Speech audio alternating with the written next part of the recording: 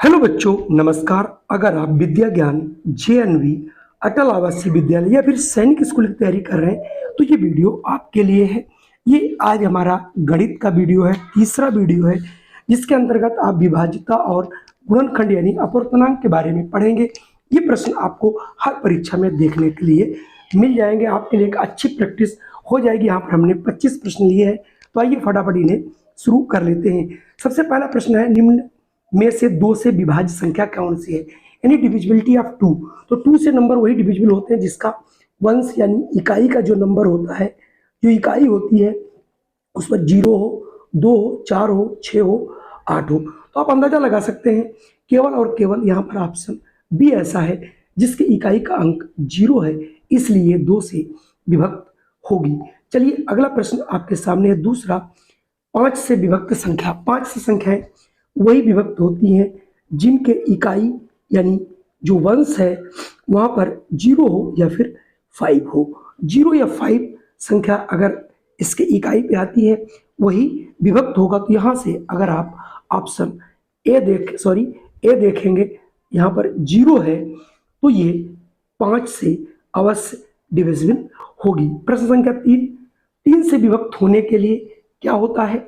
कोई भी संख्या 3 से तभी विभक्त होती है जब उनके अंकों का योग 3 से विभक्त हो।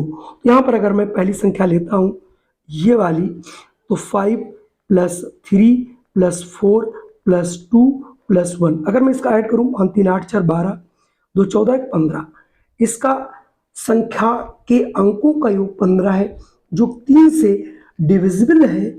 इसका मतलब ये पूरी संख्या 3 से 100% डिविजिबल होगी। तो यहाँ से ऑप्शन ए वाला आपका सही होगा।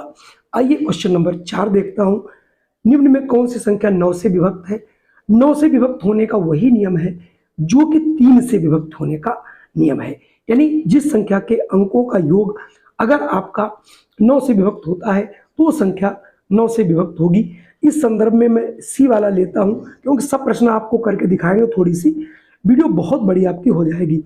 अब देखिए 2 7 4 6 5 और 3, अगर आप इसको जोड़ते हो इस पूरी संख्या को, 5 2 7, ये 9 हो गया, 9 4 13, 13 और 6 19, और 19 और 5 24 और 3 27 आया। 27 ये 3 9 से विभक्त है, इसका मतलब पूरी संख्या ये 9 से विभक्त होगी। तो फोर्थ जो आपका प्रश्न है यहाँ पर सी वाला आंसर सही होगा। बाकी आप इनके जोड़ के देखिएगा, कोई भी संख्या 9 से विभक्त नहीं होगी। 4 से विभक्त होने के लिए इकाई और दहाई, अंतिम यानी किसी भी संख्या के अंतिम 2 अंक, अंतिम जो है ये 2 अंक 4 से विभक्त होने चाहिए। तो पहले में देखिए 512 है, तो अंतिम 2 अंक यहाँ 12 है, 12 4 से विभक्त है, इसका मतलब 512 भी विभक्त होगी। अगर आप यहाँ पर देखें 69 4 से विभक्त नहीं है, 98 4 से विभक्त नहीं है, 34 4 से विभक्त नहीं है। ठीक इसी प्रकार से अगर मैं छठे की बात करता हूँ, निम्न में कौन सी संख्या 8 से विभक्त है? तो 8 से विभक्त होने के लिए आप लोगों को मालूम होना चाहिए इकाई, दहाई और सैकड़ा, यानी अंतिम 3 अंक यदि 8 से विभक्त हैं वही संख्या 3 से विभक्त होती है, अन्यथा कोई भी संख्या वो 3 से विभक्त नहीं होगी। ये वाली देखिए आपकी 8 से नहीं विभक्त है, ये भी 8 से विभक्त नहीं है, ये भी 8 के टेबल में नहीं आती, लेकिन 6 9 6 ये 8 से आपको विभक्त हो जाएगी। कैसे? 8 28 64 5 और 8 7 56, इसका मतलब यहाँ पर जो आपको 6 का जो दिया जा रहा सी वाला, ये 8 से इसके तीनों अंक विभक्त हैं, इसलिए ये 8 से विभक्त होगी। अगला प्रश्न है 14 और 77 के बीच 7 के गुणजों की संख्या कितनी है? तो 14 और 77 के बीच, तो 14 और 77 तो नहीं लेने हैं, तो इसके 14 के बाद कौन आता है? 21, जो कि 7 से विभक्त होगा। 21 के बाद बच्चों कौन आता है? 28, 28 के बाद कौन होगा? 35, 35 के बाद कौन होगा? 42, 42 और 7 49, 49 और 7 56, 56 7 63, 63 77 77 तो 77 तो लेंगे नहीं। अबे कितने होगा संख्या में 1 2 3 4 5 6 7 और 8, तो कुल मिला के ये संख्या में 8 गुणज हैं जो कि विभक्त होंगे। तो यहाँ से ऑप्शन आपका सी सही होगा। संख्या 32 को दो विषम अभाज्य संख्याओं के योग के रूप में आपको लिख के दिखाना है। तो आप यहाँ पर देख रहे होंगे कि 32 में ऐसी दो संख्याओं का योग नहीं जो कि बच्चों यहाँ विषम हो और अभाज्य हो। ये चीज यहाँ पर ध्यान देने योग्य बात है। अब आप 32 लेंगे, 32 में अगर आप यहाँ देखें 29 और 3 ये दोनों विषम तो हैं ही, विषम के साथ साथ ये दोनों अभाज्य भी हैं और उनका योग जो है बच्चों वो 32 है। इसका मतलब यहाँ से अगर मैं ऑप्शन बी की बात करूं, अब ये देखिए यहाँ पर ये भाज्य है, ये भाज्य है, ये भाज्य है। तो केवल और केवल भाज्य वे संख्याएं होती हैं जिनके कम से कम 3 गुणनखंड होते हैं। ठीक इसी प्रकार से 9th का प्रश्न है, संख्या 96 को दो विषम अभाज्य संख्याओं के योग के रूप में लिखा जा सकता है। तो आप 96 में ऐसी दो संख्याएं ढूंढिए जो कि अभाज्य हो और अभाज्य होने के साथ साथ विषम हो। तो आप ये देखिए 89 और 7 ऐड करो, ये देखिए 96 आता है। 89 स्वयं में अभाज्य भी है, विषम भी है, 7 अभाज्य भी है और विषम भी है। तो इस हिसाब से यहाँ पर सी वाला ऑप्शन आपका सही होगा। अगर मैं प्रश्न 10 की बात करूँ, 10वां आप लोग सभी लोग लगा लोगे, निम्न में से कौन सी संख्या 6 से विभक्त होगी। तो 6 से विभक्त होने के लिए दो नियम लगते हैं, 2 से और 3 से। जो संख्या 2 व 3 दोनों से विभक्त हो वही संख्या 6 से विभक्त होगी। इस प्रकार अगर हम इसमें ढूंढेंगे तो वो सम संख्या होनी चाहिए। तो 10वें का जो ऑप्शन ए है सबसे पहले ये तो हो ही नहीं सकता। तो अब हम बी पर रुक करते हैं, बी सम भी है और अगर ये 3 से अगर विभक्त हो जाए तो ये हमारी संख्या 6 से विभक्त होगी। तो 6 3 9 9 18 और 18 और 3 21 होता है। तो इनके अंकों का योग 21 आ रहा है जो कि 3 से विभक्त है और ये सम संख्या भी है। इसका मतलब ऑप्शन बी वाला 6 से विभक्त होगी। निम्न में कौन सी संख्या 11 से विभक्त होगी। तो 11 से विभक्त होने के लिए मैंने बहुत पहले इसके बारे में आपको बताया था, आज भी बता रहा हूँ। कोई भी संख्या आपकी लिखी हो, जैसे मान लिया पहली संख्या लेता हूँ 10 0 8 2 5, आप इनके एक एक अंक को छोड़ करके जोड़ लीजिए और इनको जोड़ लीजिए, दोनों का अंतर करिए। 8 और 1 9, 9 और 5 होता है 14, 14 में से 2 घटाओगे 12 आएगा, 12 11 से विभक्त नहीं होगा। तो ये संख्या कभी भी 2 से विभक्त नहीं होगी। अब आप ये ले लीजिए, जैसे 9 है, 0 है, 2 है, 0 है, 8 है, 1 है, 4 है।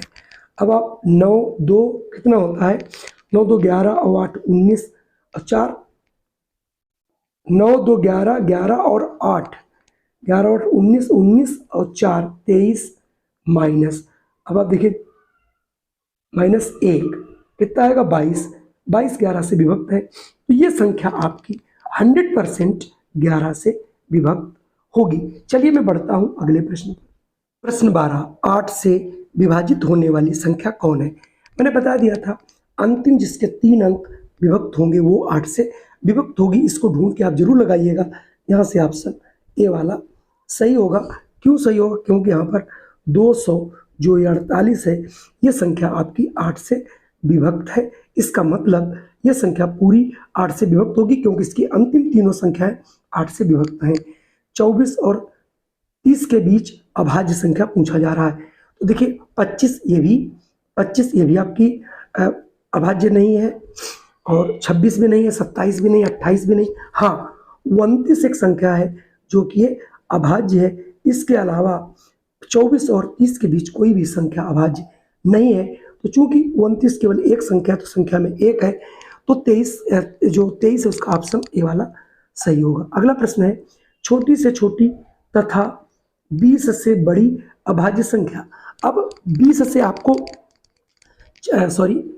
छोटी से छोटी तथा 20 से बड़ी, तो 20 से जैसे ही कोई बड़ी आपको मिले वही संख्या आपकी हो जाएगी। तो देखिए 21 चूंकि अभाज्य नहीं है, 22 भी नहीं है बच्चों, 22 और 23 जो कि अभाज्य है। इसका मतलब ये छोटी से छोटी भी होगी, 20 से बड़ी, 20 के तुरंत बाद आने वाली अभाज्य संख्या होगी। तो ऑप्शन यहाँ से बच्चों बी हो जाएगा। 7 के बाद पहली अभाज्य संख्या कौन सी है?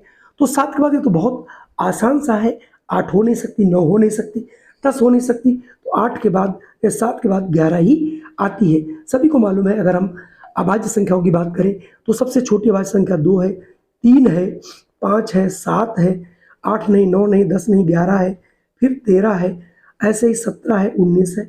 तो आप इस प्रकार से अभाज्य संख्याओं को देखते होंगे, तो आप 7 के बाद यानी ऑप्शन बी वाला यहाँ पर सही होगा। मैं अगर अगले प्रश्न की बात करूं, निम्न में से किस संख्या से 8 से भाग देने पर भागफल 7 और शेष फल 8 बचता होगा?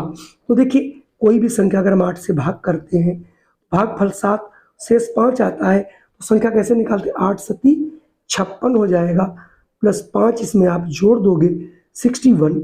61 को अगर हम 8 से डिवाइड करते हैं और तो उसका भागफल 7 आता है और शेष आपका 5 बचेगा। तो यहाँ से ऑप्शन सी वाला सही होगा।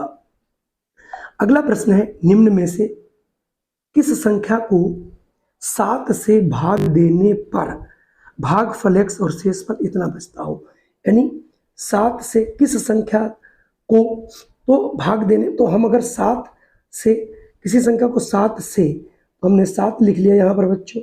7 कोई संख्या है, मान लेते हैं जो भी हो, भागफल ये आया और ये, तो शेष ये है। तो इसका मतलब संख्या बराबर होगा, 7 को x से पहले गुणा करोगे, 7x होगी हमारी संख्या। संख्या कितनी होगी बच्चों? 7x, शेष पहले जोड़ दो, तो 7x + 1, यानी ऑप्शन यहाँ से बच्चों बी वाला होगा, जैसा कि आप पढ़ते हो। ठीक, भागफल इंटू भाजक बराबर प्लस शेष बराबर भाज्य। निम्न में से वह कौन सी संख्या है जिसे 7 से भाग देने पर भाग, ये अपने आप करिएगा, इसका आप लोग कमेंट हमें करके बताइएगा। 722 को निम्न में से किस अभाज्य संख्या से भाग देने पर शेषफल 8 आएगा? तो शेषफल अगर आपको 8 लाना है 19 में, तो अब आपके पास अभाज्य संख्याएं कौन कौन सी हैं?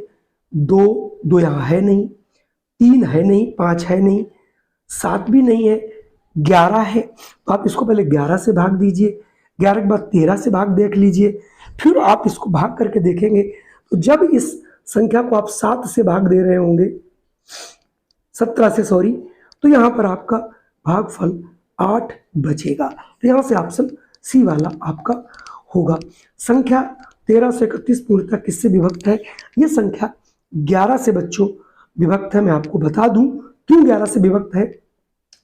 3 से विभक्त होती तो इनके अंकों का योग जोड़ इनका 3 से विभक्त होगा, तो 3 3 6 2 8 नहीं है, 3 से काम खत्म। 7 से विभक्त है नहीं, और 13 से भी ये विभक्त है नहीं, 13 के पहाड़े में नहीं आ रहा है। तो आप 11 से कैसे 1 3 3 1, अभी बताया था एक अंक जोड़ा 4, ये जोड़ लिया 4 आया, 4 में से 4 गया 0 आया, 0 11 से विभक्त है। इसलिए आप क्योंकि ये जो आपका आता है कौन सा है 1331, इसको 11 × 11 × 11 लिखा जा सकता है, और ये 11 से पूर्णतः विभक्त है। 80 और 90 के मध्य अभाज्य संख्या है। अभाज्य संख्या वह संख्या जो स्वयं से ही विभक्त होती हैं और 1 से विभक्त होती हैं। तो चूंकि 80 के बाद आप देखोगे 81 तो किसी सूरत में नहीं है, 81 के बाद 83 हमारी अभाज्य संख्या है, 83 के बाद हमारी जो 87, ये तो 3 से विभक्त हो जाएगी, 89। ये 2 संख्याएं ऐसी हैं जो हमारी अभाज्य है। तो इसका मतलब संख्या में 2 होंगी, और वो संख्याएं कौन कौन सी होंगी? वो होंगी 83 और 89, यानी ऑप्शन यहाँ से डी वाला सही होगा। चलिए बढ़ते हैं अगले प्रश्न पर। अगला प्रश्न है, निम्न संख्याओं में सहअभाज्य कौन सी है? सहअभाज्य का बच्चों मतलब क्या होता है पहले आप समझ लें, आंसर आप तुरंत निकाल लेंगे। ऐसी 2 संख्याओं का युग्म यानी जोड़ा जो आपस में एक के अलावा किसी से ना कटे। ये देखिए 2 से दोनों कट रहे हैं, 3 12 3 से कट रहे हैं, 5 5 15 कट रहा है, 4 और 15 एक के अलावा किसी से दोनों संख्याएं नहीं कट रही हैं, तो ये हमारी हो गई सह अभाज्य संख्याएं। अगला प्रश्न, किसी संख्या में 9 से भाग देने पर से भागफल 9, 7 तथा शेष पर 5 संख्या बताओ। अपने आप करके बताइए। ऐसे सवाल हम बहुत से आपको बता चुका हूं। फिर लिखा है सह अभाज्य संख्या का युग्म कौन सा। अभी अभी मैंने बताया था, ये भी देखिए सह अभाज्य नहीं है, ये भी कट रहे हैं, ये भी कट रहे हैं। 7 और 9 आपस में किसी से नहीं कट रहे एक के अलावा, इसीलिए ये सह अभाज्य संख्याओं का युग्म है। प्रथम 4 अभाज्य संख्याएं, तो पहला तो ये आना चाहिए संख्या शुरू किससे होती है। तो पहली अभाज्य संख्या बच्चों 2, उसके बाद 3, 3 के बाद 5, 5 के बाद 7, यही प्रथम जो है 4 अभाज्य संख्याएं हैं जो कि ऑप्शन में आपको सी में मिल रही हैं। कुल मिला के ये प्रश्न हमारे 25 थे। 100% ये आपको पसंद आए होंगे, इसलिए आप बीएड को हमारे इस वीडियो को आप लोग लाइक कर दीजिएगा, इसे शेयर भी करिएगा और अपने इष्ट मित्रों तक भी इसे पहुंचाइए। जय हिंद, वंदे मातरम। फिर मिलता हूं एक नई और इम्पोर्टेंट वीडियो में।